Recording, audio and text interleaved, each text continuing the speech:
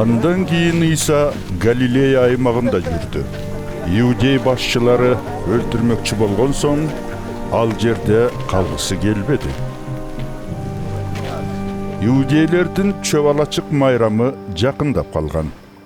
Исаның бір туғандары аға Иудеяға бар. Ал жердегі шәкірттеріңді кереметтеріңді көрішсің.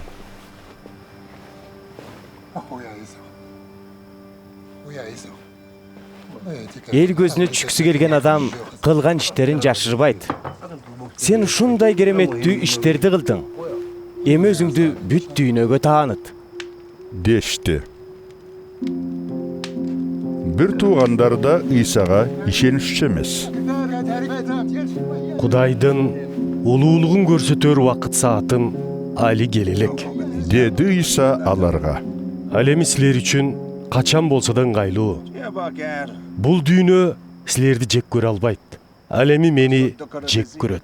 Себеби мен анын иштеринин жаман экенин ашкерелеп жүрөм. Майрамга бара бергиле. Мен азыр бул майрамга барбайм. Кудайдын улуулугун көрсөтөр уақыт саатым али келелек. Ал ушундай деп Галилеяда қалып қалды. Бір туғандары майрамға кеткен соң, Иса да елге білінбей жашыруын жолға шықты. Иудей басшылары майрамда аны аңдып, қайда екенін сұраштырып жүрішті. Келген елдің арасында арғандай күбір-шыбыр сөз жүріп жатты.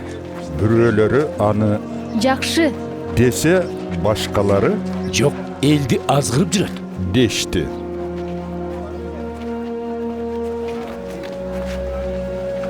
Бирок Иудей басшыларынан қорққандықтан ешкім ал тууралуу ачык сүйлөшкөн жок. Майрамдын жарымы өтүп кеткенде Иса ибадаткананын короосуна келип элге таалим берди. Иудей басшылары таң калышып, Бул атайын даярданбай туруп, ыйык жазууларды кантип түшүнүп алган? дешти. Иса аларга мындай деп жооп берди. Сөзүм меники эмес. Мени жибергендики. Кудайдын эркин аткаргысы келген ар кимге бул сөздүн Кудайдан же мен өз оюмдан келип чыккандыгы белгилүү болот. Өз оюнан чыгарып сүйлөгөн ар ким өзүнүн гана беделин ойлойт. Ал эми аны жибергендин беделин ойлогон кишиге ишенсе болот. Анын оюнда арамдык жок. Силерге Муса Тоорат китебиндеги мыйзамды берген эмес беле? Чынында бириң да ошол мыйзамды тутунбайсыңар. Анда неге мени өлтүрмөкчүсүңөр? Ошондо алар Сага жин тийдиби? Ким сени өлтүрөм деп жатат? деп сурашты. Мен дем алыш күнү бир керемет жасадым эле. Деди буга Иса. Баарыңар ошондон аң-таң калып отурасыңар. Ал эми Муса сүннөткө олтургузууну буйругандай, чындыгында бул расмий Мусадан эмес. Анда мурунку ата-бабалардан калган. Силер ошол буйрук боюнча туулгандан кийинки 8-күнү ал күн дем алыш болсо деле балдарыңарды сүннөткө отургузуп жүрөсүңөр. Ошентип Мусанын мыйзамы бузулбасын деп балдар дем алыш күнү да отургузулуп келет. Эмне үчүн анда бир адамдын бүтүн боюн дем алыш күнү таптаза кылып айыктырганым үчүн ачууланасыңар?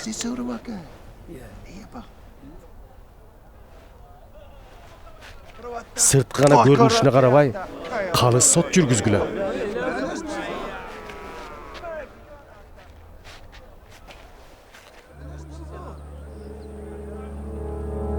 Ошондо Иерусалимдиктердин арасынан бирөөлөр мындай дешти. башчылар өлтүрөбүз деп жүргөн киши го бул. Карасаңар, ачык эле эл алдында сүйлөп жатат. Эмне үчүн буга эч нерсе дешпейт? Же чын эле мунун Машаяк экенине башчылардын көзү жеттиби?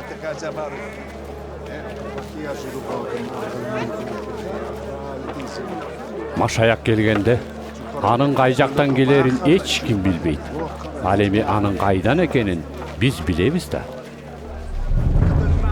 Ошол кезде ибадаткананын короосунда таалим берип отурган Иса үнүн катуу чыгарып Менин ким экенимди, кайдан келгенимди билесиңерби?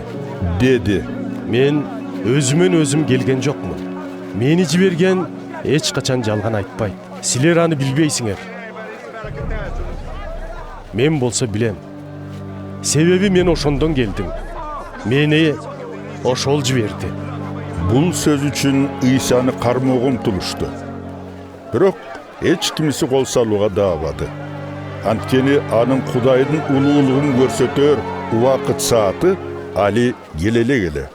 Бирок көп адамдар Машаяк келгенде мындан да артык кереметтерди көрсөтөт дейсиңби?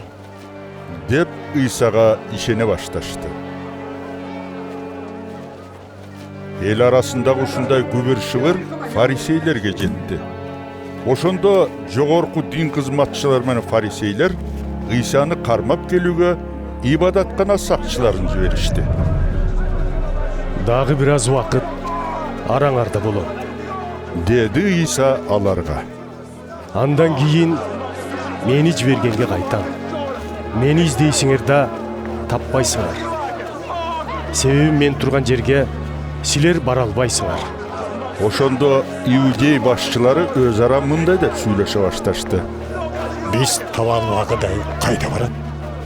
Чет өлкөгө тарап кеткен биздин адамдарыбызга бар. Башка улуттарды да окутмакчыбы. Мени издейсиңер да таба албайсыңар.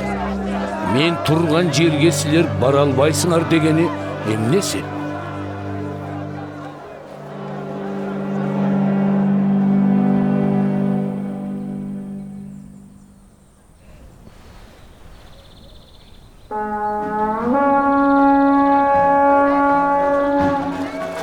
Майрам аягындагы эң маанилүү жана улуу күнү Иса эл алдына чыгып, Кимдин жан дүйнөсү суусаса, мага келип ишсин.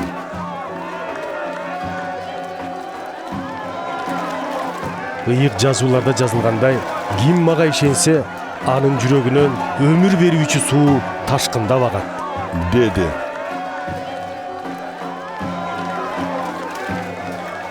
Иса бул сөзү менен ага ишенгендер кийинирээк кабыл ала турган ыйык рухту айткысы келген.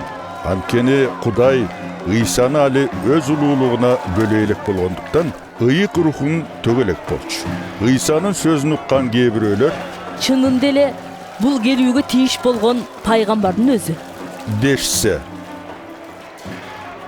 башкалар Бул куткаруучу Машаяк. дешти. Дагы башкалар Жок. Машаяк Галилеядан келмек беле. Ыйык жазууларда Машаяк Дөөт падышанын тукумунан, Дөөттүн ата мекени Бейтлехем шаарчасынан чыгат деп жазылган эмеспи? дешти.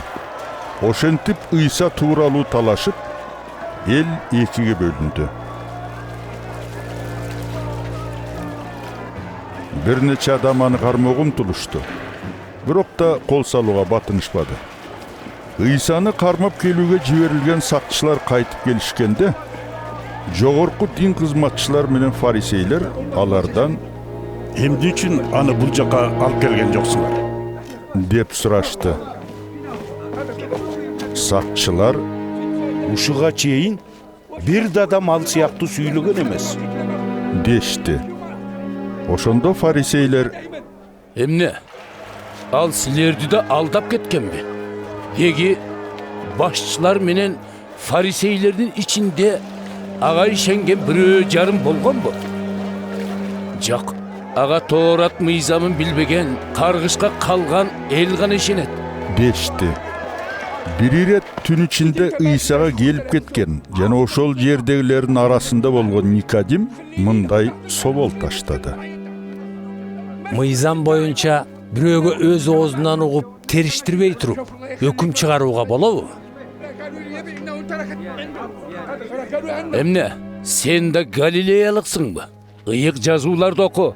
Галилеядан пайгамбар чыкпайт. Ошону билип койгун. Деди ага башка фарисейлер.